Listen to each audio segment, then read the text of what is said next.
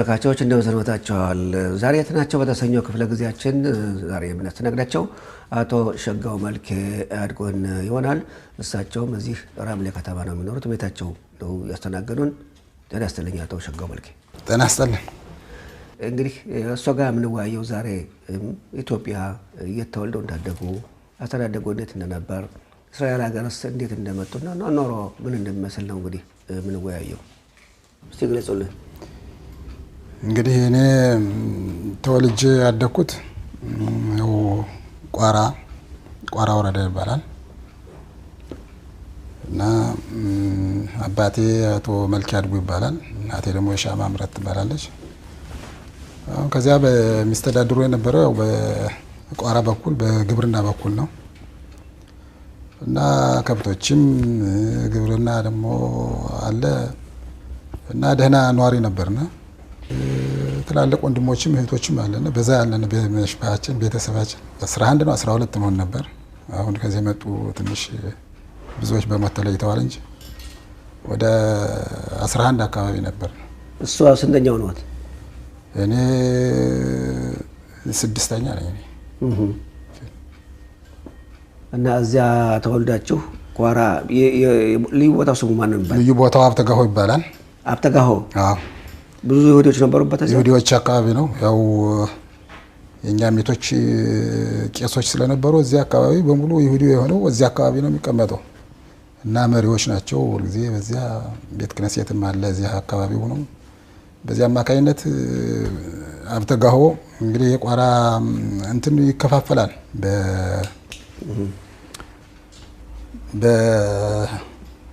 በአራት በአምስት ነው የሚከፈለው። አንድ በልኋ የሚባል ቦታ አለ እነ ቄስ ታየኸኝ የነበሩበት፣ ሁለት አብተጋሆ ደግሞ እነ ቄስ አድጎ ደግሞ የነበሩበት፣ አድባ ደግሞ እነ ቄስ ነጮና እነዚያ ደግሞ የነበሩበት፣ ወደ ማዶ ደግሞ ስንሻገር ደግሞ ጎንደና የሚባል ቦታ ደግሞ እዚያ ደግሞ አሉ።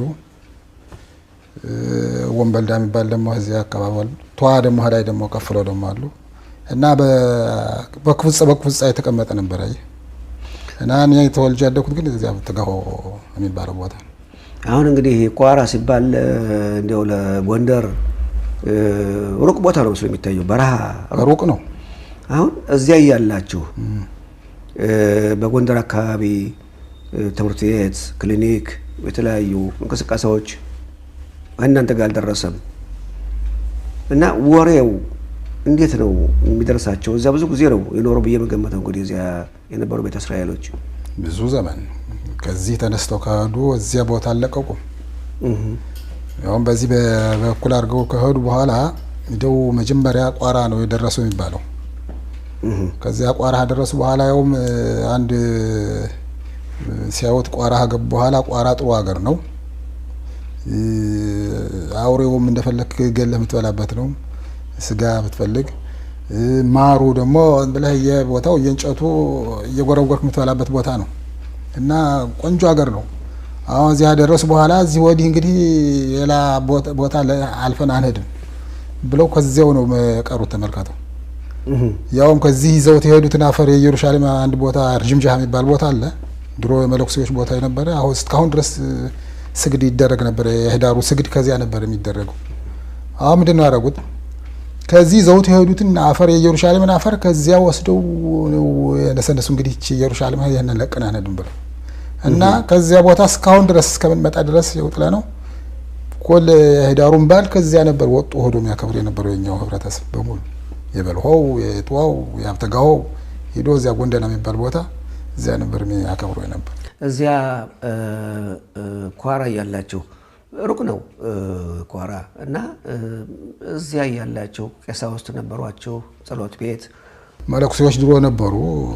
ስማቸው ይታወቃል? ታስታውሳላችሁ? አይታወቅም፣ ድሮ ናቸው እና እነሱ እየሞቱ አለቁ።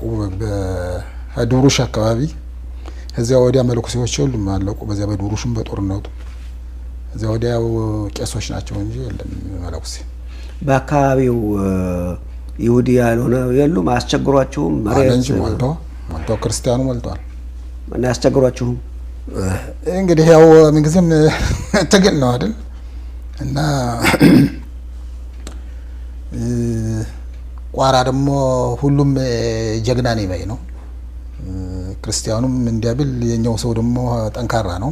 እዚያው ያደገ ስለሆነ ምንም አይበገርም። ጀግና ነኝ ምን ማለት ነው? ጦር መሳሪያ አለ። ያው እንግዲህ የሚያስቸግር ካለ ያው ግጥሚያ ነው አይደል? እና በዚያ ተፈራርቶ ነው የሚኖረው። ምን ጊዜ ተፈራርቶም ተከባብሮ ተፈራርቶ ተከባብሮ ነው የሚኖረው።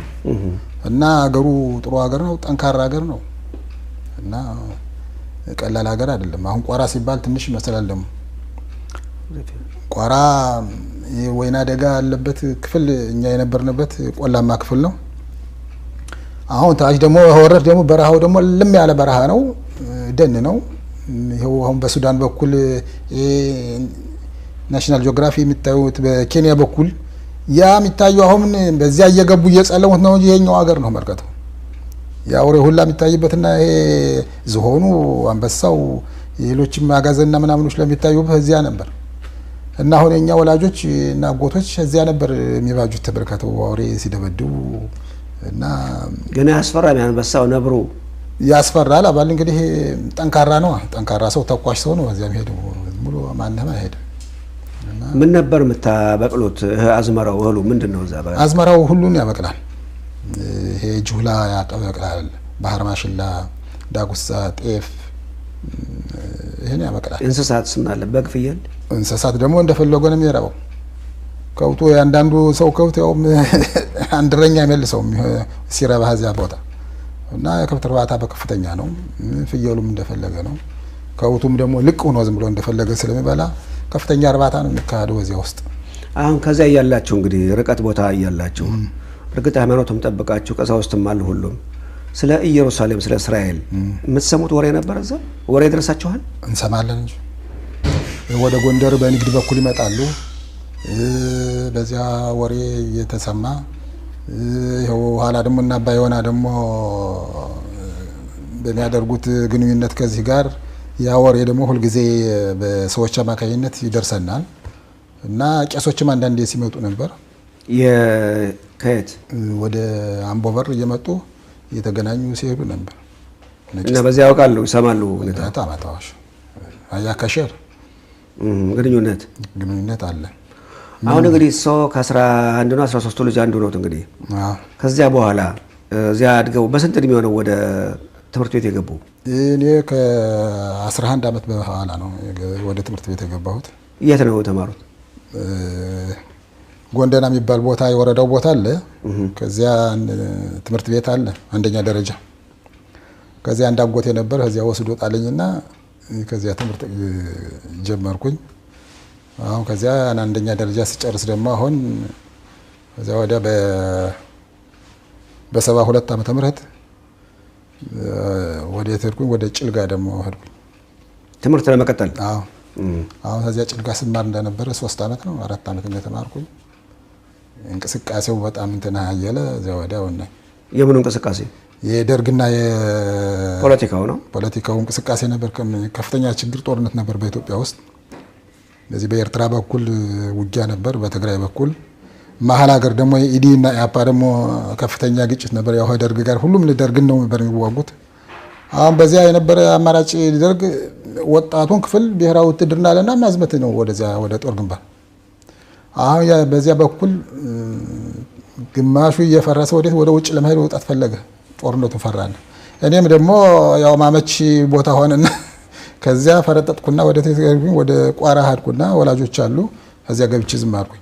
ያ ቋራ የሚባለው ደግሞ በኢያፓ በኩል ተይዞ ብዙ ጊዜው አለ። አሁን ያ በዚያ እንዳለ እንግዲህ እርሶ ወደ እስራኤል ለመምጣት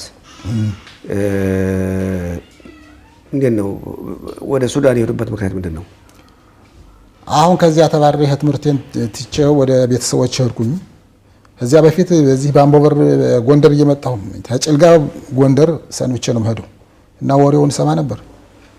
ያውም አንድ ጊዜ ትዝ ይለኛል ወደ 400 ነው ወደ ምን ስንት እንደሆነ ቁጥሩ አላውቅም እንጂ ወደ ሁመራ በኩል ሄደው ወደ ሱዳን ሊኮበሉ ነው ታስረው ያን ሰምቻለሁ። አይ እና ወደ እስራኤል ሀገር ይከዳል እየተባለ በደንብ ሰማ ነበር። ያም ጎንደር ስለሰመሰነበት እሺ ያን የተሰሙ እንግዲህ እኔም ልሄድ ብለው ተነሱ። አሁን እኔም ደግሞ ወደዚያ ለመሄድ እንትና አደረብኝ፣ ፍላጎት አደረብኝ።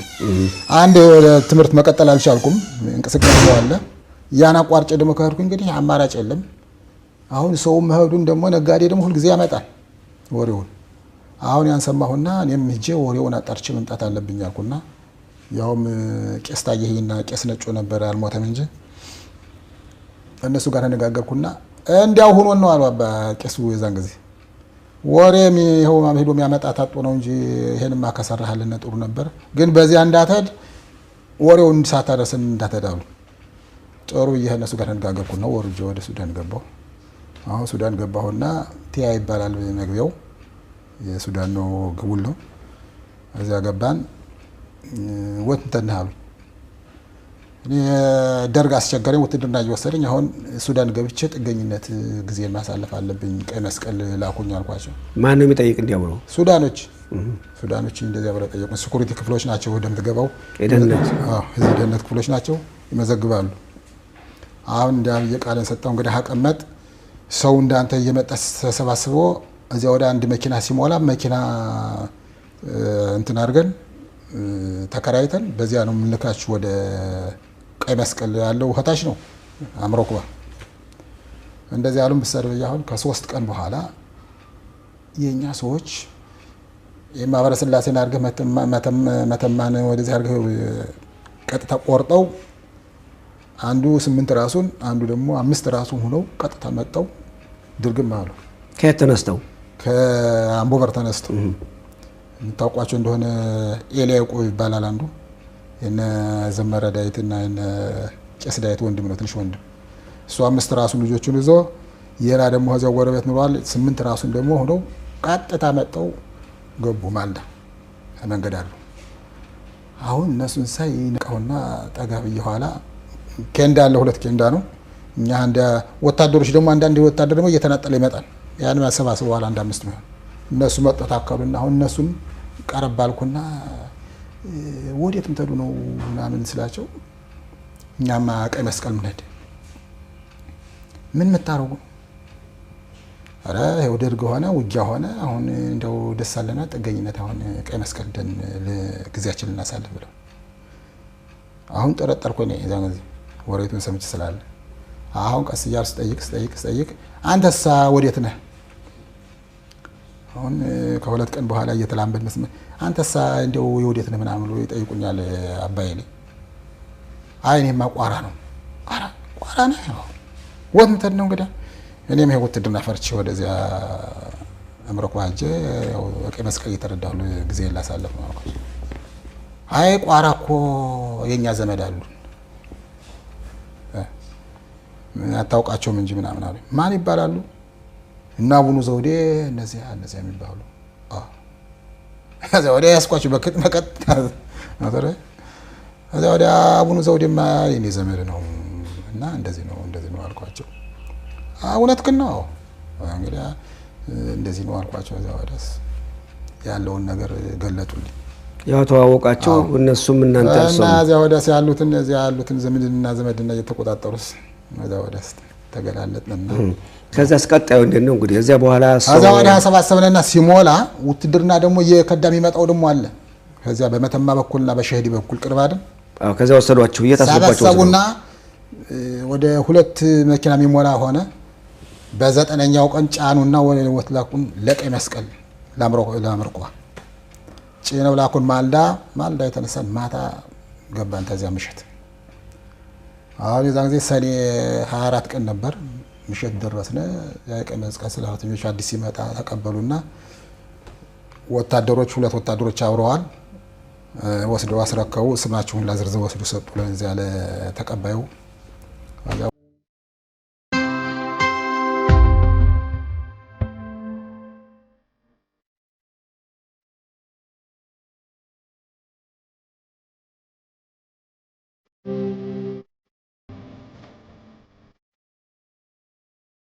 ዛሬ ያስተልን ውድ ተመልካቾች እንደው ሰንብታችኋል። ዛሬ የት ናቸው በተሰኘ ክፍለ ጊዜያችን ከአቶ ለገሰ ትእዛዙ ጋር እዚህ ቅሪያት ጋት ከተማ ከሚገኘው ቤታቸው እንወያያለን።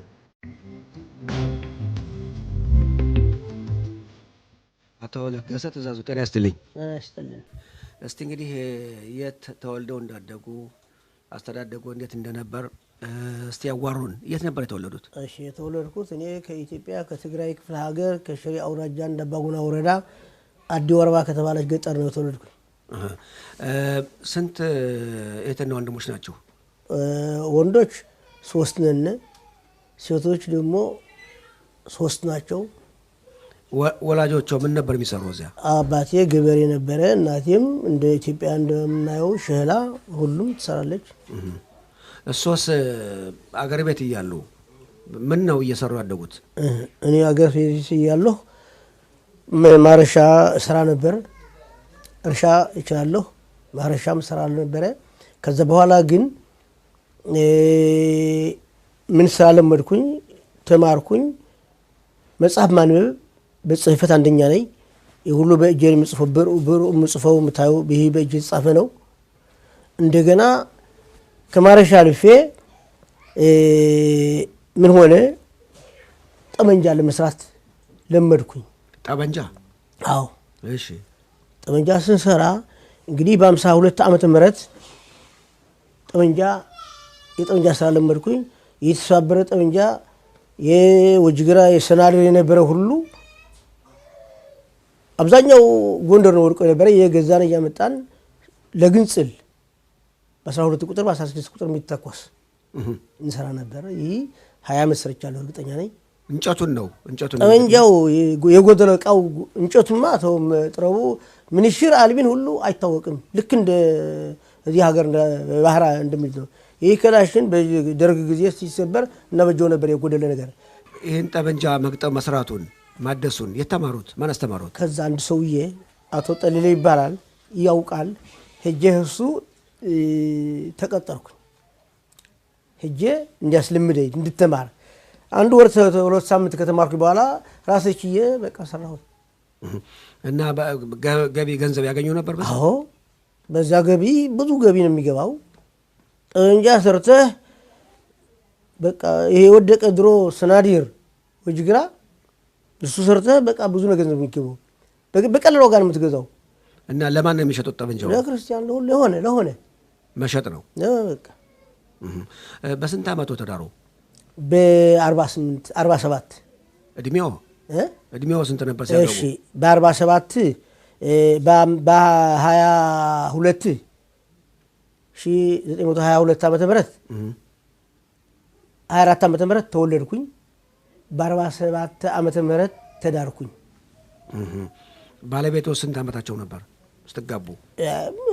ስንት ዓመቷ እችም ትመስገን በውል እንኳን ትንሽ ይከብዳል። የ20 ዓመት ነበረች።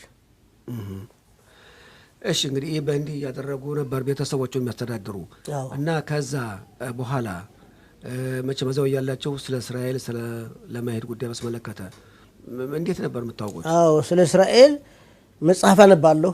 አባቴ ሳለ ከአባቴ ጋር ሳይ አባቴ ሁሉ ጊዜ እስራኤል ነው ኢየሩሳሌም ይላል።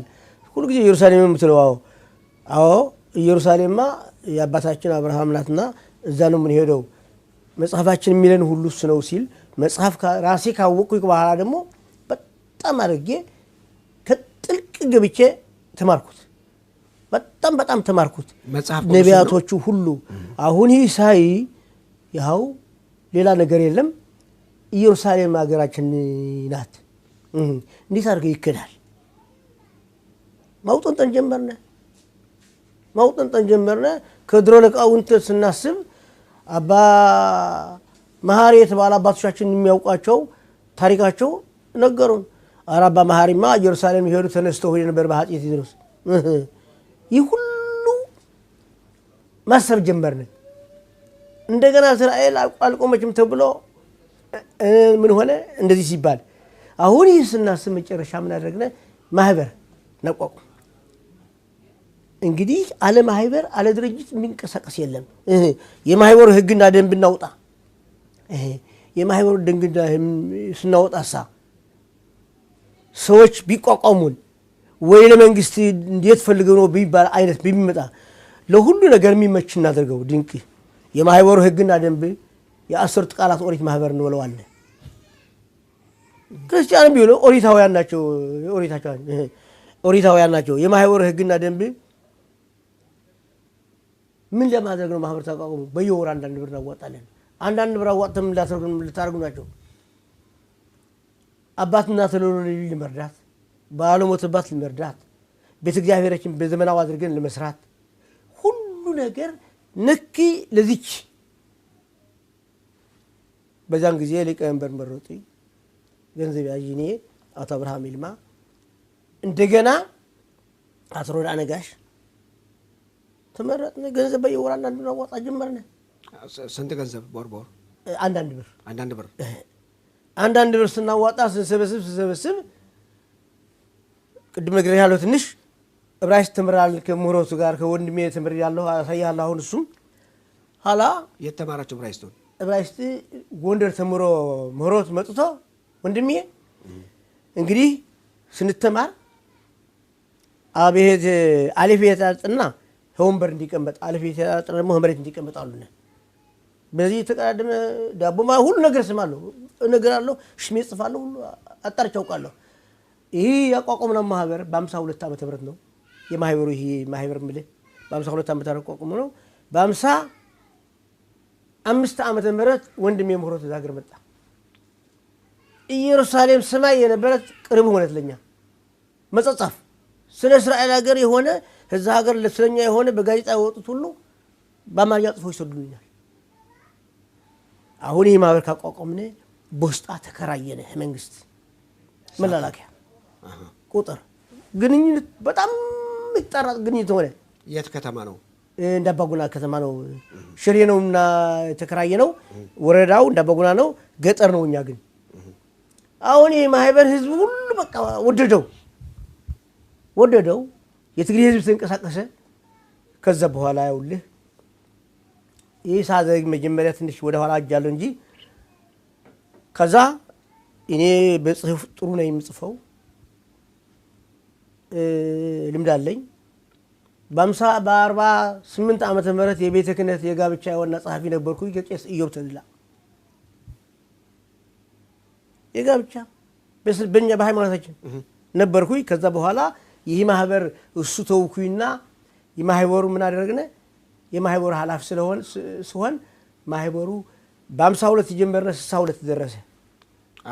አባሎች 62 ዓመት ኦኬ። በ52 20 ዓመት 10 ዓመት ሄደ። ከ10 ዓመት በኋላ ያው ከነምሮቱ ጋር የምንጻጻፈው ይህ ሲባል በ62 ዓመተ ምህረት አዲስ ዘመናዊ ቤት ጸሎት ሰራነ። እንዳባጉና አዲ ወረባ አሁን ስንሰራ ምን አደረግነ? ቦሎ አንድ ዕብራይስጥ የሚያውቅ ሰው እንፈልግ። እዚህ ያሉ ወንድሞቻችን ደግሞ ዕብራይስጥ ትንሽ የሚያውቅ አቁምና ቱሪስት በእስራኤል ወደዛ የሚሄድ የነበረ ወደ ጎንደር ወደዚህ እንደሚመጣ አቋቋምነ። በገንዘባችን አልኩ ቅድም ጠመንጃ ሰሪ ደግሞ ብዙዎች እኔ ብቻ አይደለሁም። አባትነኒ ረዳ ነጋሽ፣ አየለ ጸጋ አምላክ፣ አብርሃም ይልማ አንዲት መንደር ያለነ እሱ ነው ስራችን። ጠመንጃ መቅጠም። አዎ እርሻ አለን፣ ጠመንጃ አለን። አሁን ገንዘብ አለ። ስለዚህ በገንዘባችን ደሞዝ ምን ከፍለው አመጣነ ዕብራይስጥ የሚያስተምር ብለን። ከዛ በኋላ ከየት አገኛችሁ? ከዛ ከአስመራ ነው ያገኘ ነው። ሀበሻ ነው ፈረንጅ? ሀበሻ ነው እንጂ አሁን አመጣ ነው። ስናመጣው በቃ ይወቅ በቃ አሁን ማለት እስራኤል ሀገር ፈረንጅ እየመጣ ሄደ። ፈረንጅ እኛ ጋር መጥቶ ወደ እኛ ጋር መጥቶ እነምሮቱ አስተርጓሚ ስለ ገና መጀመሪያ አንድ ፈረንጅ መጣ። ጠየቁት። አንድ ሽማግሌ ሰውዬ ብላታ ነጋ የሚባሉ ምን ጠየቁት? በስም ቀይ መሆን ነጪ እስራኤል አንልም እኛ እስራኤል መሆን የተገረዝክ እንደሆነ አሳያሉ። ነጭ ሱሪ ቦታ አሳየ። እየተጫበጡ በጠንካራ ነው የትግሬ ህዝብ ጠንካራ ነው በጣም። አሁን ያው ይሄ ማህበር ሲል ኃይለ ሥላሴ በ66 ተወደቀ። ኃይለ ሥላሴ ሲወድቅ ያው አምስት መንግስት ተቋቋሙ። ኢዱ፣ ኢሃባ፣ ኢሃደይ፣ የኤርትራው የመንግስት ኃይለ ማርያም ጀምሮ 5። ከዛ በኋላ ደግሞ ሰው ምረጥ ተባለ። ደግሞ መረጡ። በደርግ 2 ዓመት ሰርቻለሁ። ፍርድ ሸንጎ ሆኜ ስሰራ ስንል ኢሃደይ ተነሳ። ኢሃደይ ሲነሳ ምን አደረገ? እንደገና ፍርድ ባይ ተመረጡኝ። ምን ለማለት ፍርድ ሸንጎ ምንድነው? ሸንጎ ማለት የምን ሸንጎ? ፍርድ ሸንጎ ለሁሉ ተጣላም የገንዘብ ተጣላም ለማስታረቅ ለማሸማገል መዳኘት ዳኛ እስከ ቅጣት። አዎ እስከ ቅጣት። ከዛ በኋላ እኛ ደግሞ አየህ እዚህ ነበርኩኝ። ደርግ ሲባረር ከኢሃደይ ገባሁኝ። መረጡ ለሞዛ ከኢሃደይ ሲመረጥ ግን ይኸው ወንድሜ ምህረቱ ትእዛዙ ያውልህ ይህ ዳኒስ ማዕኒ ይጽፍልኛል፣ ይህ ወንድሜ ምህረቱ ይጽፍልኛል። እነዚህ ሁሉ አሁን ወደ ሱዳን እንድታልፍ ሙሳድ በሱዳን አለ፣ ወደ አሁን አምልጥ። አሁን እኔ የሰጠን መንግስት ለሰርግ የሚሄድ ለንግድ የሚሄድ ወረቀት ይለፍሱጡን። ከዚህቺ እስከ ለምሳሌ ድጉማ እስከ አሽቀሎን ድረስ ካለኛ ፍቃድ አይወጣም ደርሶ እንደሚመለስ። አሁን ምን አደረኩኝ እኔ? በዛን ጊዜ ይህ የመጀመሪያ ጊዜ ከኢትዮጵያ ይሁን መንገድ የከፈተባት መቀን ናት። መንግስት አያውቅም፣ ደርግ አያውቅም። እነሱ ይዋጋሉ። ከ5 መንግስት ተራው ሲዋጉ እኔ ምን አደረኩኝ? ወረቀት ፍርድ ሸንጎ ነኝ ወደ 20-30 የሚሆን አትሜ መስሪያ ቤቴ አትሜ እሄዳለሁ ወደ ቤቴ። ማታ ሄጄ ሁሉ እና ባ ያዝዘው የይለፍ ወረቀት አቶ ያዘው አከለም ምሽቱ ሮትኛይት ምሽቱ ወልቃይ ስለሆነች ወደ ሰርግ በመንገድ ያሰራቻችሁ እንድትተባበሩልን ለሱ ላዳነ አባት 60 ሰው ሚታው ወልቃይት ስለሆኑ ወደ ሰርግ ወደ ልቅሶ ሙቶስ አስካራ እያንዳንዱ ወደ ሼላ ስራ እያልኩኝ ህዝቡ የመጀመሪያ ይችላል። አሁን ያኔ ቢያዙ ሰው ቢታወቁበት እሞታለሁ። ፍርድ ቤት አልሄድም፣ ቀጣ ነኝ። አሁን በእነዚህ ኃይል ነው በዳኒ በእዝራ በምህረቱ ከዚህ ሆኖ የሚሰድልኝ ወረቀት። አሁን ስሰድ ያው ተጀመረ መንገድ የትግሬ መንገድ መጀመሪያ ይችላል። ከዛ በኋላ ሚሸኙን አለው ሚሸኛለ አንተ ተሰዳለህ። ከዛ ሚሸኘው ግን ገንዘብ እየከፈለ የራስ ጉዳይ ነው። መንገድ የሚመራ ነው። አዎ መንገድ የሚመራ። ከዛ በኋላ ያው ስል እኔ እንግዲህ ከሰሙ ፍርድ ቤት አልሄድም፣ ቀጥታ ምረሻል አውቃለሁ። አሁን እኔ ወገን ጨርሼ ልከዳ። አሁን ምን አደረጉ መሰሃል? ከመስሪያ ቤት ሁዬ ስመጣ ለካ ተጠንቶብኝ ከመንገድ ያዙ። ማን እነሱ? እነማን ናቸው? ይሄ ኢሃደይ መንግስት ያዙኝ። በቃ ተያዝኩ። መቼም እስር ቤት የነበረ ሰው ስትነግረው በቀላል ያውቀዋል፣ ያልታሰረ ግን ቀላል ይመስለዋል። በምን ተወነጀሉ? በዚህ በሰደድ ከሆንጅ ሰው ወሰዱ። ሄድኩኝ፣ ምርመራ መጣ። ለምንድን ነው እኛስ አገር ልናቀና ይሁሉ ወጣት ልጅ እስከሚሄድ ወደ እስራኤል አገር አንተ ጥቁር ነህ እንዴት ነህ አንተ አሉኝ። ስም አልኩት። እኔ እኮ ወደ እስራኤል አይደለም አልኩት፣ ምኝት ነው ወደ ሰርግ ነው አልኩት። ወደ ሰርግ ከፍት ሽጦ የሚሄድ ወደ ሰርግ አለ አለማጥፊያ አንተ ነህ መጨረሻ አለኝ። አየህ ወደ ሰርግ ይሄዳል፣ ወደ ሸራ ስራ ይሄድ ከፍት ሽጦ ሁሉን ትነግረናለህ። በቃ አሁን ሁሉን ትነግረናለህ።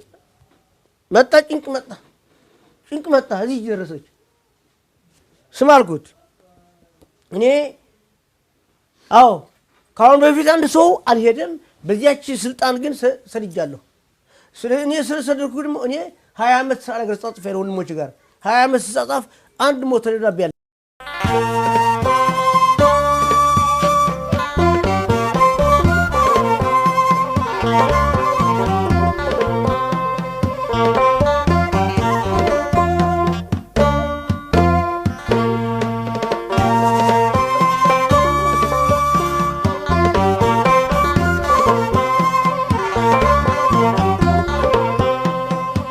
ጤና ይስጥልኝ ውድ ተመልካቾች እንደምን ሰንብታችኋል? ዛሬ የት ናቸው በተሰኘ ክፍለ ጊዜያችን ከወይዘሮ ጥሩ አሮን ጋር የቤታቸው መተን ያልሻለ ሲሆን ከእሳቸው ጋር እንጨዋወታለን።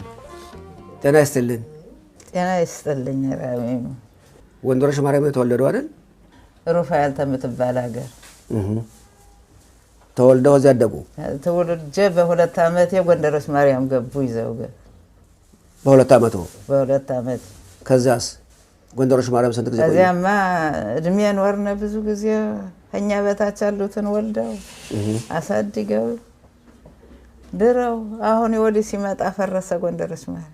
አባቶ ምን ነበር የሚሰሩት እዛ? ገበሬ ናቸው? ብረት ሰሪ። ለማን ነው የሚሰሩት? ለራሱ ይሰራል፣ ክርስቲያኖች ያሰራሉ፣ ይከፍሉታል። ገበሬ አርሱም ነበር? ገበሬ አይደለም? ልጆች ደረሱ ያርሳል። የበረት ስራውን ብዙ ነው የሚመጣ። በጎተራ ደጅ ነው እንጂ ተቤተ ጎታ አይችለውም ነበር። ስንዴው፣ ገብሱ፣ ጤፉ በየራሱ ከብቱ፣ ፍየሉ ምኑ ልንገር ሞልቶ ነበር። 13 ልጅ ነው ወልደው ያሳድገው ድረው ማጫ ሰጥተው ያሉ ታቸው ጥሩ ነበር። ከልጆች ከ13ቱ መካከል እሷ ስንተኛዋ ነው? 4ኛ። አለም አሮን፣ ታከለ አሮን፣ ህብስት አሮን ተወልደው እኔ 4ኛ ተወለድኩ። በስንት አመቶ ተጋቡ? በስንት አመቶ ትዳር ያዙ? ተዳሩ? በ10 ዓመት። በ10 ዓመቱ? እሺ። ከማን ጋር ተጋቡ? ባለቤቱ? በላይ መልኩ። ስለ ሰርጉ ስለ ማጨቱ እስቲ እንገሩ፣ ያጫወቱን እስቲ። እንዴት ነበር ሰርጉ? ጥሩ ነበር። ጥሩ ሰርግ። ሁለታችን ካባ ለብሰን ባርኔጣ ጥልፍ ዝናር አድርጎ ድግ ነበር ድግ አድርጎ እኔ 4 ልብስ ተቀብዬ 2 ኩታ 2 ጥልፍ ተቀብዬ እህቴና እኔ አብረን ተዳርነ 8 ልብስ አድርገው ዳሩና ጥሩ አድርገው ነው የዳሩና 2 ሽህር አርደው ጎንደሮች ማርያም እያላችሁ ጎንደሮች ማርያም ተዳሩ። ሽሩ ታረደ፣ እንግዳው መጣ፣ ተዘፈነ እንዲያለ ከዛ ሰው ወደ ባለቤቱ ሀገር ሄዱ። እንዴት ነበር? እንዴት ተሰማው? እሁድ ይዘህ ሄድኩ። እሺ። ልጅ ነኝ መልሰው ወሰዱኝ። ወንድም ይዞኝ ሄደ ወደ ወላጆቹ። አዎ። አሁን ከዚያ በስንት ዓመቱ ወለዱ? በ16 ዓመት ወንድ የመጀመሪያው ልጅ ወለዱ? አዎ። መጀመሪያ ተሾመ ገጥማ ደግሞ ቦሰና ምላት የከፈለ ምሽት ነበረች። እሱ ቦሰና በታች ሞተችብን። ይጋርዱ ተወለደች። አስቴር ተወለደች። አስቴር በታች ደግሞ ወንድ ልጅ ሞተብን፣ የዓመት ልጅ።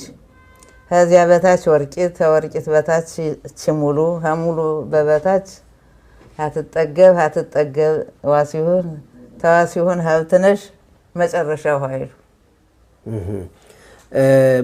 እነዚህ ልጆች ስትወልዱ ከዚህ አንድ ቦታ የነበራችሁ አንድ ሀገር? እስቲ 4ቱን ወልደን አዘዞ ሄድና ለቀቅን። አምቦበር መች ነው ሄዳችሁ? በጣሊያኑ ጊዜ። ጣሊያን ወዲያው ገባ። እናቲቱ ማክቤ ባልቴት ናቸው። እቃውን ሲይዝ ሂደው ይጠለማሉ። የያዘውን ሂደው ይጠለማሉ። ይዘው ለምን ነው የሚጠለሙ? ሲነኳቸው አማራ መጁን እንዲህ አድርጎ ሲይዝ በደረካ ውሃ አምጥተው በርጥቡ ቅጠል አጠቡት። ማክቤም የወፍጮውን መጅ እንዲያ የሆኑ መከራ ሆነ። ተሻግረን አምቦበር ሰው አልነበረው፣ ምንም አልነበረ። ሄደን ተቀመጥ። ለምን እዚያ ሄዳችሁ? በረሃው ለምን ወደዚያ ሄዳችሁ? ወደ በረሃ አምቦበር ይሄድ ነው። እነዚህ ባልቴቶች አልሆንላቸው አለ። እየተነኩ እየተጠለሙ አባባሌ አምቦበር ጫካ በረሃ ነው አሉ። ጫካ በረሃ ነው። ከዚያ ሄደው ማረስ ጀመሩ። አምቦበርን የመሰረተ ማን ነው? አምቦበር የሚባለውን ቦታ ሄዶ መጀመሪያ የቆረቆረ ማን ነው? መጀመሪያ አባ በላይና አባ አስናቀው ሄድን። የተበቀሩት ወደ ኋላ ተከተሉና አብረን ነው መቼም የገባ ነው። እና እዚያ ምን ነበር? አምቦበር በረሃ ነው አሉኝ። እንግዲህ ስትሄዱ ምን ነበር? በረሃ ምንም አልነበር። እንዲያውም መጀመሪያ እኔ ብቻ ነው ሴት ይዞኝ ሄደ። ሴት እኔ ብቻ አንድ ቀን ምን መሰለህ ስንዴ አጥቤ ወስጄ ተደጃፍ አሰጣለሁ። ታዛይቱ ቁጭ ብዬ ስጠብቅ ጥጥ መፈትላት አለቀች። ገብቼ አስተዋጣ ጭስ አድርገው በልተዋት አገኘሁ ዝንጀሮች። ባዶይቱነን ጀንዴ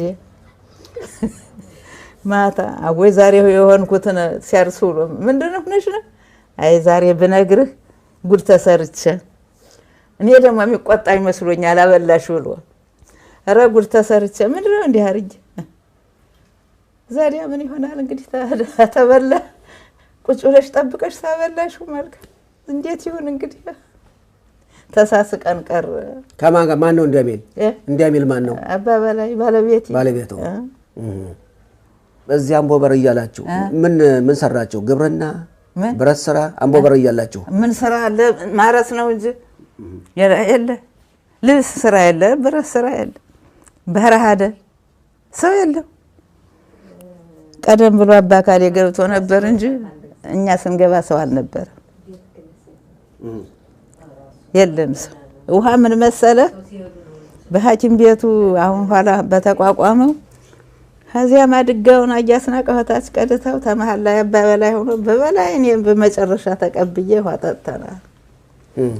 ኋላ ደግሞ ወዴተን በመላጣው ገደል ይባላል የዝንጀሮ ቦታ ነበር። ሄድን ሶስታችን ግልጥ ስናረገው ውሃ ይመጣል። እንዲህ አርጌ ተፋጋው እንዲህ አርጌ ጠለል አርጌ ማድጋው ያ እንዲህ አርገና ተንጠጥተናል። ኋላ ውሃው እየፈለቀ ሄደ። ኋላ ሜዶ ማውሃ የሚባል ወጣ። ጭራዋ ወጡ። አባ ኢሳያስ በእንትን ፈልፍለው አንዲት በመሮ ፈልፍለው አንዲት ማድጋፋ የምትቀዳ ሀለቱ ደግሞ ሀገራሩ ስር ቢቆፍሩ ቆነጎ እያለ አልጠጣናለ። አንድ ስም ያርገራር ነበር እንዲያ ብለን አቅንተነው ነበር። የማክቢ ያለችው አሁን ይጋርዱ ይሄ በልጋ የሚባል ገብስ ታስካ እዚህ ተቀርም ነው እንጂ ጥጋት አይሆን አይዘራም። እንዲያው ማድጋ ኩል ትሆናለች። አዘርተው ያችን ሲጠብቁ ቆይተው እንዲህ ሽሮ መምሰል ልትታጨድ ቀርባለች። አገልጋያቸው እናቴ ላይ ትንሽ ቁርስ አድርገሽ ሂጂ ብላ አረብ ቀናት መጥተው ሲሄዱ የለች። ከመሬቱን ብንፈልግ አንዴት አለች እንኳን ቆመችው። ማዛሪያ ሲዘፍኑለት ነበር ዝንጀሮ ገብስ የለቃቅሜ ውሃን ስጠጣ እና ክቤ መጣች። ኧረ በጉድ ወጣ ነበረ። በጉድ ነው የሚሉ ማክቤ ነበረ እንዲያ ብለው ዘፈኑባቸው። እንዲያ ተብሎ መጀመሪያ ቀንተነው የነበርነ እኛ ነበርነ ነው የምልህ። እንዲያ አድርገን ውሃ ውዛባ ሄደን እያጠብነ ልብስ መርገም የሚወጣው እዚያ እየሄደ እየታጠበ ውዛባ አንበበር ውሃ የሚሉት አልነበረም። ኋላ ያውራው ውሃ ወጣ። ሰው ሲገባ ውሃው እንትኑ ሲመነጠር ዱሩ ውሃ ፈለቀ። ኋላ እንዲያ ብለን አቅንተነው ሳለ ልጅ ታመመብን። ይችን አዝያለሁ፣ ይችን እርጉዝ ነኝ፣ አስቴር ይች ተወልዳለች፣ ይሄ ትልቅዬው ታመመብን።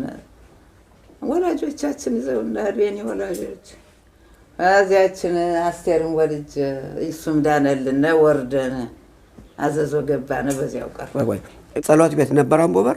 መጀመሪያ ገብተን ሰርተው ከረሙ። ማን የሰራው ጸሎት ቤቱን? እዛ አባቷ ቄስ ተዋበ ትንሽ እንደ ግባዛ አድርገው በዚያች ከረምነ። ሲጸልዩ ከረሙባት። ከርመው ትልቅ ጸሎት ቤት ተሰራ። እንጨት ቤት ነው ኖረ። ኋላ ግን ናሳሰሩት አባቷ። እኛ ለቀቅነ ናሳሰሩት። እኛ ስንለቅ እንጨት ነበር። ናሳሰርተው በሳር ተከፍክፎ ሳለ የዚህ ፈረንጅ እየሄደ ቆርቆሮ ለበሰ። እንዲያ እሱን አውቃለሁ። ከዚያ ለምን አምቦበር ለቃችሁ ሄዳችሁ? አምቦበርን ለምን ለቃችሁ ሄዳችሁ ሌላ ቦታ? የለቀቅ ነው ልጃችን ታሞብን። በዛ ምክንያት ነው? አዎ በሱ ነው የለቀቅ ነው። እና እዚያኛው ቦታ ሐኪም ቤት ነበር? ሐኪም ነበር እዛ ሄዳችሁበት? እኛ አምቦበር ሎሎ ሌላ ሄዳችሁበት ሀገር? ኧረ አልሄድንም አልነበረም። እንዲያው እዚያው ዳነልን ልጃችን። ከዚያ አልሄድም። እንዲያው ገና ልጄ ታመመበት ብዬ ወርደን አባ ኢሳያስ እና ብላታ ኢዮብ ነበሩ። ከዚያው ተጨመርን ነው። የት ነው? አዘዞ። አሁን ተለቀቅናት። ስንት ጊዜ ቆያችሁ እዚያ? ያው አሁን እስከምንመጣ እዚያው የተወለዱትም አድገው ተድረው ወልደው አዘዞ እያላችሁ አዘዞ ጣሊያን የመጣ መቼ ነው? እዚያው እያላችሁ ነው? አዘዞ እያልን ነው የመጣ። ጣሊያን የመጣ አዘዞ እያልን ነው። አምቦበር ሄድን። ጣሊያን ተሄድን ነው ወርደን ይሄን አምቦበር እንትን አዘዞ ይሄን። እስቲ እንግዲህ የቤተሰቦን የልጆችን የባለቤቶን የቤተሰቦችን የልጆችን አኗኗር ኑሮውን እስቲ ግለጹልን። እንዴት ነበረ? እንዴት ልንገርህ? ትማማችና ባል ነው እንጂ ባልና ምሽት ማን መስል ነበር። ተፋቅረን አንቺ ትብስ አንተ ይሄን አድርግ ተባብለን እነዚህ እውነት ባልና ምሽት ናቸው እየተባለ የኖርነ። ኋላም ትምህርት ቤት ማግባት ጀመርነ። መጀመሪያ ማንን አገባነ? ወርቂትና ሙሉን ገቡ። ኋላ ትጠገብ ገባች። ኋላ ምና ሀብትነሽ እና እነዚህ ደረሱ። እነዚህም ሁሉ አስተምረን ጨርሰው ነው እዚያ ይመጡ። ይሄ ደህና ተማሪ ነበር። ድቃቃ ሆኖችን የሚያክል ፊደሉን በገዛ እጁ ይሄዳል። ከዛ ዲ አልፎ የሚሄደው ርይችን ልጅ ማያ እየው ፊደሉን በገዛ እጇ ትሄዳለች። በአመት ሁለት ጊዜ ሽልማት ሲያመጣ ነበር። አሁን እዚህ ከመጣችሁ በኋላ እንደው በጥሩ ሁኔታ ትዝ የሚሉት የሚያስታውሱት ነገር ምንድን ነው? ኢትዮጵያ እዚህ ተመጣነ ሁሉም ጥሩ ነው። የሀገርም ጥሩ ነው። ሁልጊዜ እስራኤል ስትደርሱ እናንተ ከዚያ ስታስቡ የነበረውና እዚህ ያገኛችሁት እንዴት ነው? ለውጥ አለው? እንጀራ ነው የተለየነ። እንጀራ የለም ተባለ፣ እንጀራ አገኘነ የግድ። እሱ ነው ትዝ የሚለኝ። እንጀራ የለም ቂጣ ነው የሚበላ እየተባለ ብንመጣ እንጀራ ጋግረው አገኘነ። የት ገባችሁ? መጣችሁ? ስትገቡ መጀመሪያ የት ተቀመጣችሁ? ቅራት ጋር። ስንት ጊዜ ቆያችሁ? 5 አመት። ከዚያስ? እዚህ ሪሾን ስንት አመታችሁ ነው እዚህ? እዚህማ እንግዲህ ወደ 18 አመት ይሆናል። እንዲያውም ወደ 19 ይሆናል እንግዲህ። አምቦበር ይሄ ስግድ የሚባለው በዓል በአመት አንድ የሚከበረው ተራራ እየወጡ ነው አይደል? ተራራ ወጥተው በዚያ ተራራ ከዚህ ይሁን ስግዱ ብሎ የወሰነ ማን ነው? የአምቦበር የቆረቆሯት አባ ካሌና ቄስ ቄስ ብርቁ ተገኘ ናቸው። ጤና ይስጥልኝ ቄስ ብርቁ። ጤና ይስጥልኝ። እስቲ እንግዲህ የህይወት ታሪክዎን የት ተወልደው የት እንዳደጉ ቄስ ነዎት፣ የት እንደተማሩ እስቲ እንደው ያጫውቱን። የተወለድኩ ወረዳው የቁንዝላ ወረዳ ነው። ዶር ቤቴ ነው የተወለድኩ። ማክሰኝት ጂፊ ትባላለች። የዩልጢ ቤተእስራኤሎች መንደር ነው። አዎ ቤተእስራኤሎች 80 ጢስ ነው የነበረ። ክርስቲያኑ ከመንገድ ወዲያ ነው። እንዲያ የኛ እስራኤሎች እንደዚህ ነን። ወደ 12 13 ጢሶች ነው የነበርነው። ራሳችን አንድ እኔ ወንድ የተወለድኩ ብርቅ ነኝ። ከዚያ እንደ ስልስል ኋላ አባታችን ብረት ሰሪ ነበሩ። የፊደል የቁን ፊደል እንደዚህ እንትን ያለ እንደዚህ በእንጨት በባላ እንጨት ተገትራ እንዲህ ብላ ምትያዝ በብራና ሞላላ ናት እንደዚህ ቻለች። ያችን አምጥተው ተማራሉኝ። ወንድሜ ዳዊት ደጋሚ ነው አሽሉድ የሞተው። እሱ ልብስ እየሰራ ያስተምራኝ ነበረች። ያችን አጠናሁ። ኋላ ወደ መጽሐፍ አገባኝ። ወደ መጽሐፍ ገብቼ ስንል የሌት ትምህርት ደግሞ ቄስ ፈንቴ የሚባል ሚስቱ ሞተች። ወዲያው መጥቶት አባታችን ተጎራበተ። እሱ ደግሞ ወደ 6 የሚሆኑ ልጆች ያስተምረን ነበር።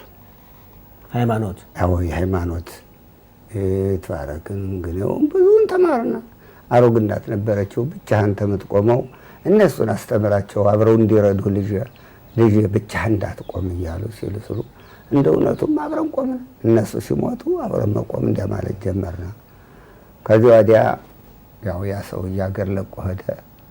ቄስ ሞላና እኔንን ብንቆም ቀናው ጠፋና ስንል መንግስቱ ባገኝ ሰቀልት የቄስ ባገኝ ልጅ መንግስቱ የሚባል ቄስ ሞላ ከአባቱ ትልቅ እህት ነው የወለደው መንግስቱን።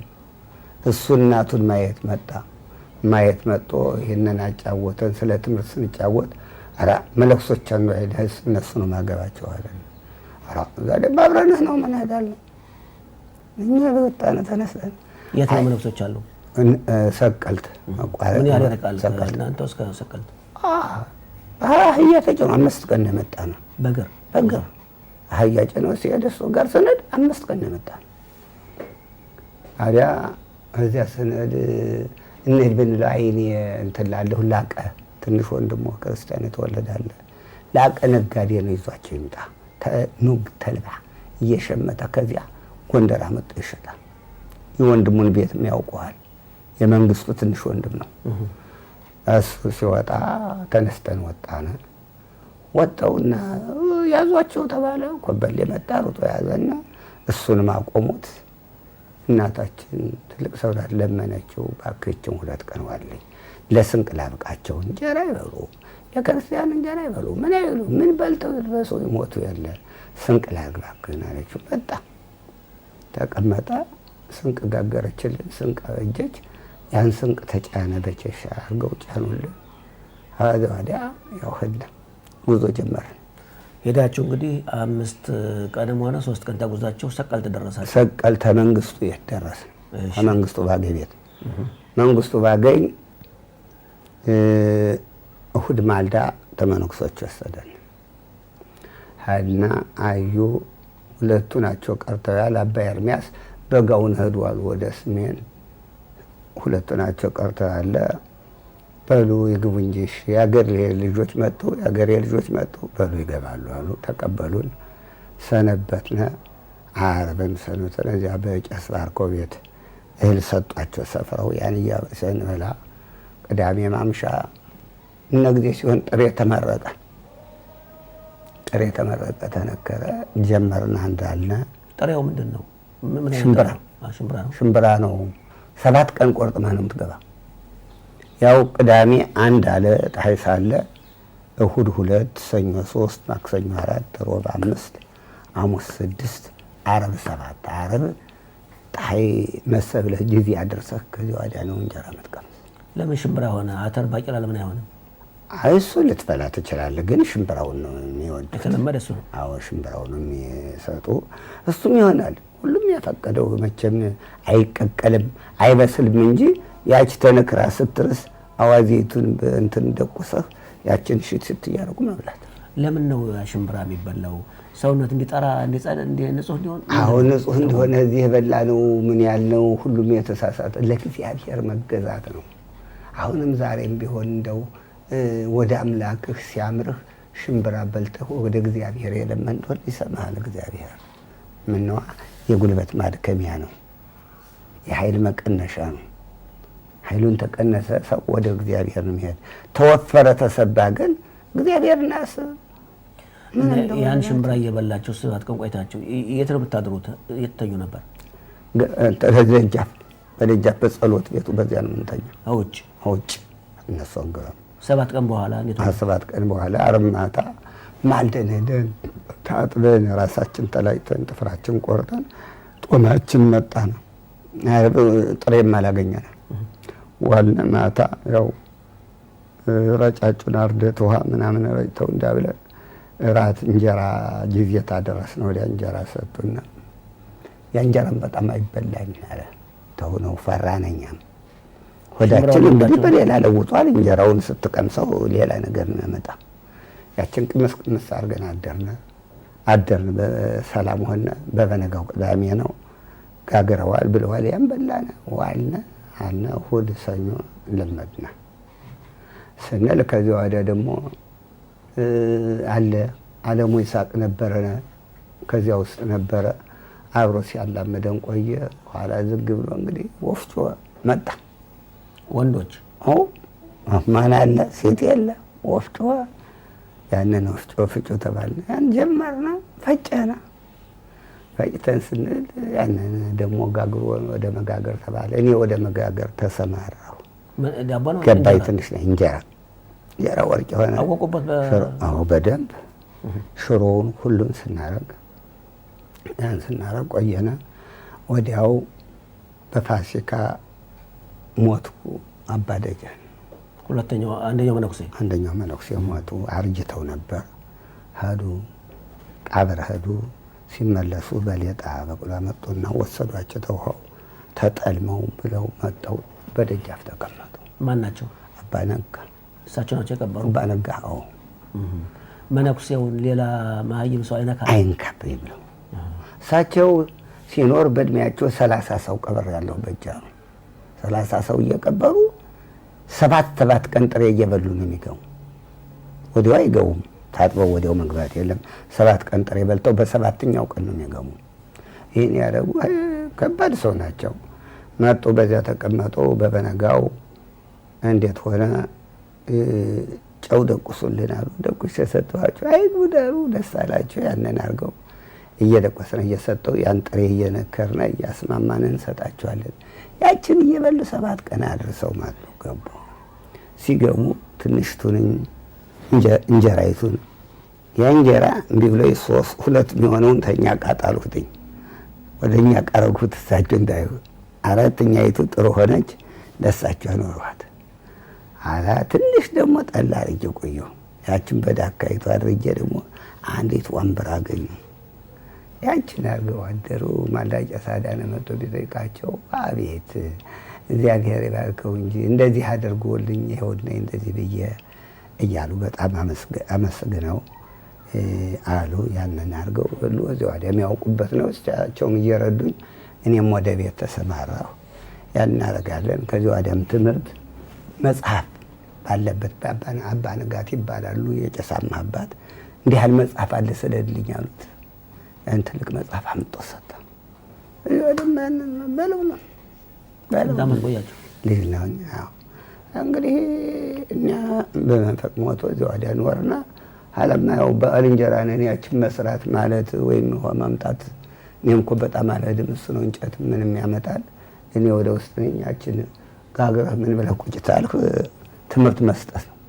2 ዓመት መሰለኝ ስንል ኋላ ወንድሜና የእሱ ወንድም መጡና እንደዚህ ሆኖ እናቱም ታማለች።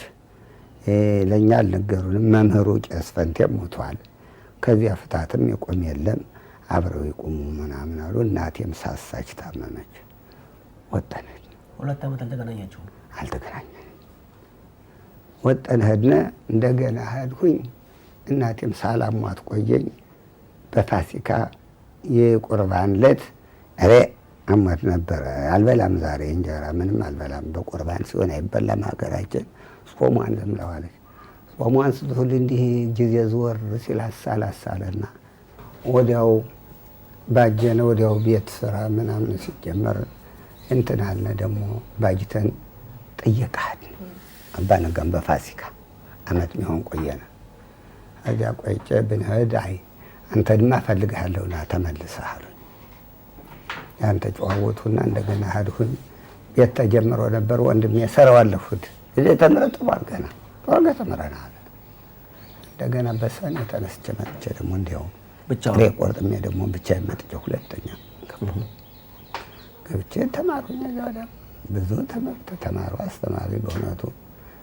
ያንን አድርጌ ስል ኋላ እሳቸው በፈቃዳቸው ልጅ ለእናትህ ለአባትህም አንድ ነህ ሂድ መርቄሃለሁ ብሩክን ተባረክ ብለው ወዲያው አባ መኮንን የምንላቸው ነበሩ። የረታ ዘውዴ የልጅ ባለ አለም ረታን ያገቡ እሳቸው እዚያ አድርገው ታማለች ብለው ሲሄዱ ቄስ አዳነስት ተነጋግሬ ልምጣ ብዬ በድሰው አባት ታመው ሂዱ አለ። ታነስቼ ወደ ሰቀት ማለሽ በህድ አሟቸው ቆየን። ተዚያችን የቱ ጓዳ ቄስ አዳነ ተኝቷል። ግን የኔ ራስ እንደዚህ በዚህ የሱ ራስ በዚህ ሆነን ሰነበትን። አንድ 5 ቀን በጎ ሆኑልን። ያን አድርገን ስንሄደው እነዚህ ራሱማ ተመልሶ ወደ መንሲሩት ወንድሜ ገስግሶ መጣ። በሰኔ መጥቶ ይዞኝ ሄደ። ወዲያው ተዳሩ። ወዲያው ተደረገ። አይዋዳም ያለ ስንል ይሄው እንኖራለን። እኔም ወደ እምቦበር መምጣቴ አልቦዝንም። ከዓመት 2 ጊዜ እመጣለሁ፣ በዓመት 1 ጊዜ እመጣለሁ እያልኩኝ ልቦናዬን ወደዚህ አድርጌ ስልስል ኋላ መቼም እንዲያው አባ ብርሃን ነበሩ። በጣም ትልቅ ሰው ነበሩ። ስመጣ ካባ እየሰጡ ምን እያሉ በደንብ አድርገው ይዛሉ። መቼም በጣም ጥሩ ሰው ነበሩ። አባ ብርሃን ቄስ ብርሃን ባረኩ። ወዲያ ሲሉ ኋላ እሳቸው ሄዱ። ቢሄዱም እምቦበርን አልለቀቁም። ስመጣ ስል ኋላ ደርግ መጣ። ኃይለ ሥላሴ እንትን አሉ። ደርግ መጣ። ከዚያ ደርግ ውስጥ ስንል እንደዚህ እንደው ረብሻው ሲበዛ እንግዲህ እናቴ ምህድ በምትሄደው አብሬህ እመጣለሁ፣ ሂድ ወደ ሀገር ወደዚያ ወደ ደንቢያ ሄድ አለች። እኔም ነገሩ እንዳሉ አላየሁት። ወደ ደንቢያ በ72 መጣሁኝ። እናቴንም ይዤ መጣሁ። 2 ዓመት ቆይታ እሷ በ75 ሞተች። እሷ የት ነው ቦታው? እንትን ወግሎ አረና እጅግ ነበረች። ወግሎ ነው የተቀበረች። አሁን እሱ ተማሩ፣ እዚያ መነኩሴ ገብተው ተማሩ 2 ዓመት መጀመሪያ፣ ኋላ ደግሞ እንደገና ተጨማሪ ጊዜ። መቼ ተመረቁት ቄስ እንዲሆኑ? ተመረቁ ወዲያው አግብቼ ከረሙኝ። በ2ኛው ዓመት በሽታ መጥቶ የሞላ አለሙን አባት ወንድሙን ገሉ ሄደ። በሉ ሂዱና ቄስ አምጡልን ተብለን ሄድን። የዚያን ጊዜ አገሮች ሰው ጨምረው ላኩ።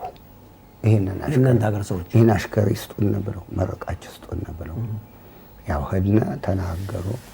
እነ አባ ዛሪያ እነ አባ ብርሃን እነ አባ ጸጋሁ እነ አባ ተዋበ እነ ታረቀኝ ተካ እነ አባ ስብሐት የነ ቄስ አዳነው አጎት ይህ ሁላ ሽማግሌ ተሰብስቦ ያው ሾሙ። የት ነው? እምቦበር ሰኛ ፕሮግራማችን የምናስተናግደው አቶ ላየው ሰንደቄን ይሆናል። አቶ ላየው ሰንደቄ ቤታቸው እዚህ ሉድ ነው የሚኖሩት። አስተናግደውናል እዚህ። ጤና ይስጥልኝ አቶ ላየው። ጤና ይስጥልኝ አቶ ረሃሚን። እዚህ ሉድ ይኖራሉ። እንግዲህ ቤቶ ስላስተናገዱን ከልብ እናመሰግናለን። ተወዳራባ እስቲ እንግዲህ ተወልዶ ያደጉት ሀገር የት እንደሆነ፣ እንዴት ብለው እንዳደጉ፣ ምን ይሰሩ እንደነበር፣ ከዛ መቼ ወደዚህ ሀገር እንደመጡና እዚህ ሀገር ምን እንደሚሰሩስ እንዲያው የወታ ታሪኩንስ እንዲያው ያካፍሉን። እሺ፣ እኔ ተወልጄ ያደኩኝ በጎንደር ክፍለ ሀገር ፈንጠር ከተባለችው ቦታ ተወልጄ በ1930 ዓመተ ምህረት ተወለድኩኝ። ከዚያም የ3 ዓመት ልጅ ሆኜ አባቴ ሲነግሩኝ ነው ባላምበራስ ሰንደቄ ኤልያስ ውዛባ መጀመሪያ ሄደው በረሃ ነበረ። የጊዜው ባላባት ኢማም ብሩ ይባላሉ። ከሳቸው ሄደው ያን ቦታ ተቀብለው ልጆቻቸውን በሙሉ ይዘው ሄደው ከዚያ ሰፈርነ። ያን ቦታ ቀና ነው። የሌባ መቃሚያ ነበረ። የዛን ጊዜ ያው ራሳቸው ወንድሞች ታጣቆች ነበሩ።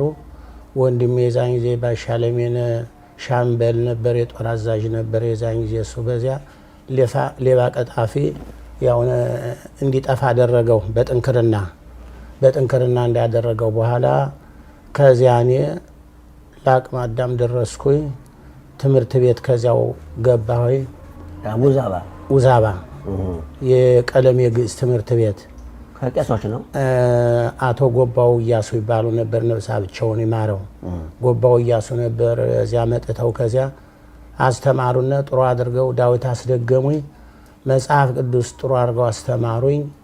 ከዚያ በኋላ እሳቸው ደግሞ ወደ ኮሸሽሊት ደግሞ ሰው ይዟቸው ወደ እየዞሩ ነበር የሚያስተምሩ። የኛን ቤተ እስራኤል ይረዱ ነበር። በክፍያ ነው በነፃ? ያው እንደው ዝም ብሎ ራሳቸውን እየቀለበ ሆዳቸውን እየቻለ ምንም ገንዘብ አይቀበሉም ነበር። ከዚያ በኋላ አቶ ቢያካሌ ወይንዬ ትምህርት ቤት ተከለ። ከዚያ አጠናቀቂ 4 መደብ ሂሳቦችን አጠናቀቅኩኝ። እሱ ጥቂት ጊዜ ካስተማረ በኋላ ባልሆነ ምክንያት ትምህርት ቤቱ ተዘጋ። እሱም ወደ ጎንደር ገባ። ከዚያ በኋላ እኔ ያው እናቴ በልጅነት የሞታ ነበረች፣ አባቴም እዚያው ነበሩ። በኋላ ወንድሜ ከዚያ ደግሞ እንደገና ጋይና ሰደደ አባ ጎባው። ከዚያ ደግሞ አሁንም ተማርኩኝ። በኋላ መጣሁ ወደ ሀገሬ ወደ ውዛባ መጣሁ። ራሴን በራሴ ያው ተጨናፍሬ ያው ትዳር መሰረትኩኝ። በስንት ዓመት ነው ተዳሩ? በ25 ይሆናል። ጎርመስ ብዬ ነው የተዳርኩ። ትልቅ ነው አይደል? በኢትዮጵያ 18 19 ነው። ትልቅ ኮንኩ ነው የተዳርኩ። ያው መቼም እናት የሌለው ነገር ችግር ነው።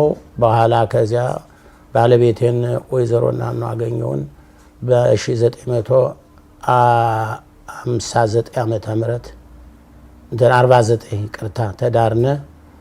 ያው ወለድነ ከበድነ 9 ልጆች ወለድነ። ከዚያም በኋላ በአምቦበር ትምህርት ቤት ትምህርት አመራር ኮሚቴ ሁኜ በ1959 ዓመተ ምህረት ትምህርት ቤቱ እንዲስፋፋ ከአውራጃው ትምህርት ቤት ሱፐርቫይዘር ኃይለ ኢየሱስ ብጡል ይባላል። ከሱ እየሄድኩኝ ሪፖርት እያቀረብኩ ትምህርት ቤቱን እንዲስፋፋ አደረግኩኝ። ሌሎች ጓደኞችም ነበሩ። ያ ትምህርት ቤት እስከ 10ኛ ክፍል ተተከለ። ከዚያን አስነስቶ የት ነበር ቦታው ትምህርት ቤቱ? አምቦበር ነበረ። ኦርት የሚባል ትምህርት ቤት ተተከለ። በኋላ አለቃ ባዩ ነበረ ሲያስተምር የነበረ። በኋላ ኦርት በሀገሩ ክፍለ ሀገር አስፈቅዶ ተከለ። እስከ 10ኛ ክፍል ሆነ። ብዙ ተማሪ ያ መጋቢ ትምህርት ቤት ሆነ። የአራቱ ገበሬ ማህበር በዚያው እንዲማር ሆነ። ያንን ትምህርት ቤቱ እንዲስፋፋ 10ኛ ክፍል ሲሆን ትምህርት ቤቱ ጠበበ። ለዚያው ዳር ለነበሩት ገበሬዎች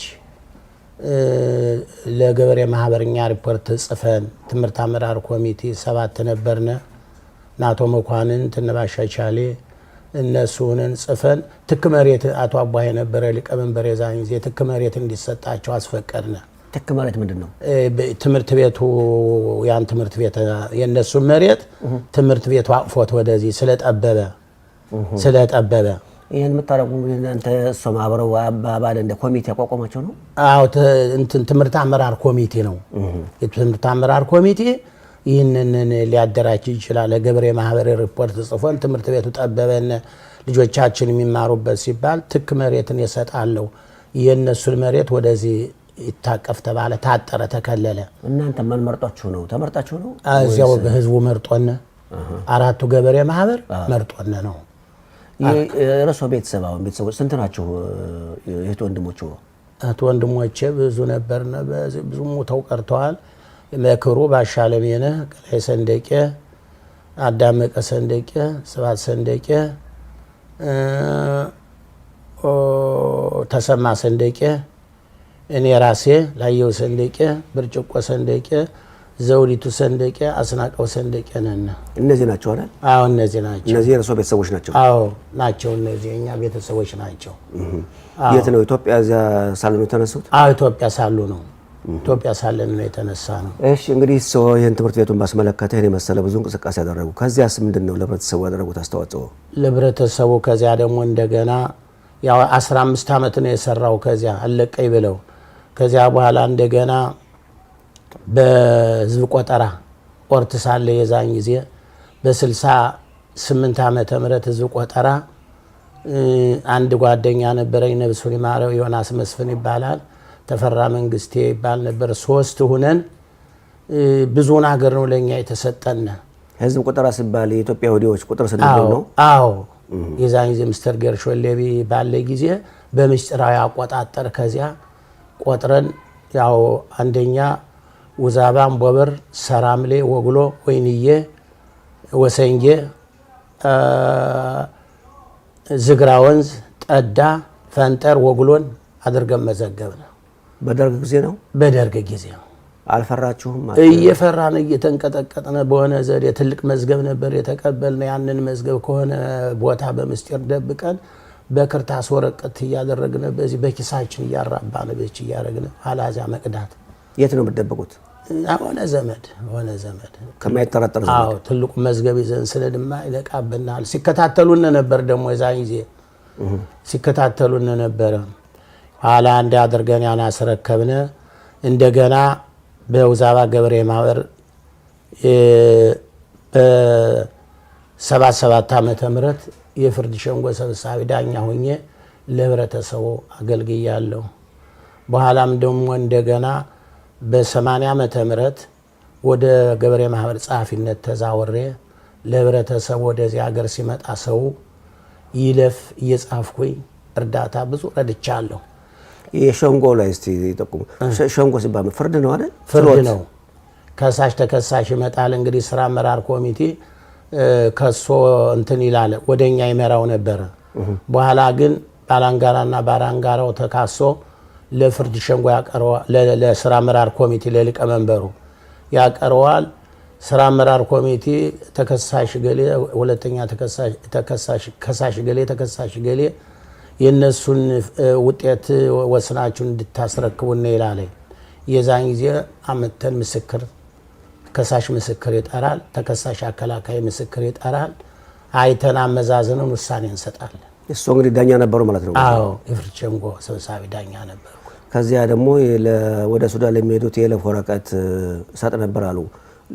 ለምን ወረቀቱ ያስፈለገ? ዝም ብሎ አይሄዱም? ተነስተው አይሄዱም እንዳይያዙ ጸበል እያልኩ ለ10 ወጣቶች አረማ ገብርኤል ጸበል ለመሄድ ስለፈቀዱ ስለዚያ እንዳይከለከሉ በየበሩ ያላቸው የመንግስት ሰራተኞች እንድተባበሩ የሚል ጽሁፍ ጻፍነ። ያን በዚያ እየሾለኩ በዚያ ሄደዋል። አረማ ገብርኤል ሱዳን ውስጥ ነው? ወዲህ በአርማጭሆ ኢትዮጵያ ውስጥ ነው? አዎ። በዚያ አስመስለው ወደ ሱዳን እንዲሄዱ ለማድረግ ነው? አዎ፣ በዚያ እንዲቆበሉ ነው። ዛን ጊዜ ደርግ መንግስት ወጣቶችን እየመለመለ በጣም ሲወስድ ነበረ። በሁለተኛ ደረጃ አይላ ዮሴፍ ይባላል። ከዚያ አቶ መኮንን ይባላሉ። የይለፍ የሚሰጣቸው ጠፍቶ ተጨንቀው ከዚያ መጥተው ከኛ አቆበረር ይባላል። ከዚያ ተጠጉ በጥገኝነት። የዛን ጊዜ መጡ። የነብስ ባክህን የአገር ገበሬ ማህበር ብለው ለእያንዳንዳችን 200 ብር አለና በምን አቅሜ ልስጥ አሉ። ባክህን አሉ። የፈለገ ያርገኝ ሲሆን አይያዙም፣ ቢያዙም ደግሞ እንዳወጣጥ ይወጣለሁ። ነብስ አልገደሉ አላሉ ብዬ በድፍረት ለ7 ቤተሰብ አትም ያንን ወደ አዲስ አበባ እንዲገቡ አደረኳቸው። ወደ አዲስ አበባ ሱዳን? ወደ አዲስ አበባ። በዚህኛው ወደ አዲስ አበባ።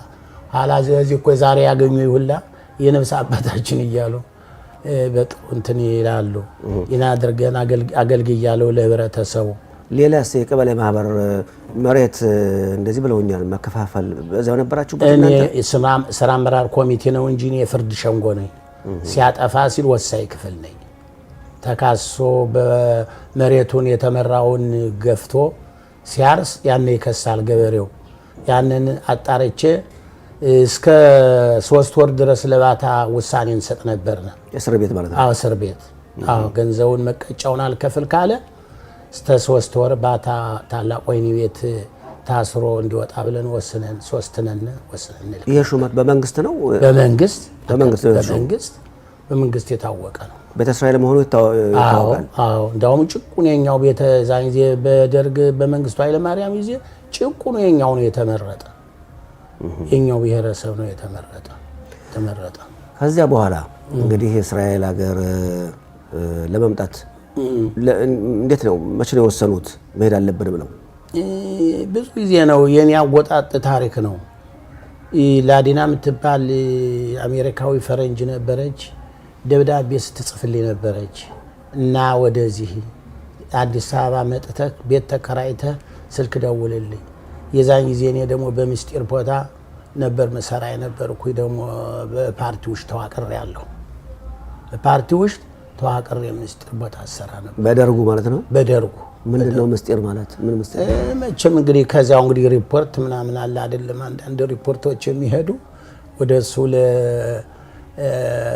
ለዚህ ለወረዳ አስተዳዳሪው ለወረዳው ፓርቲ ጸሐፊ እነሱን አስተላልፍ ነበርኩ። እንግዲህ መቼም ያለፈ ጊዜ ነው አይደል? አዎ። እስቲ ምስጢሩ አድንገሩን።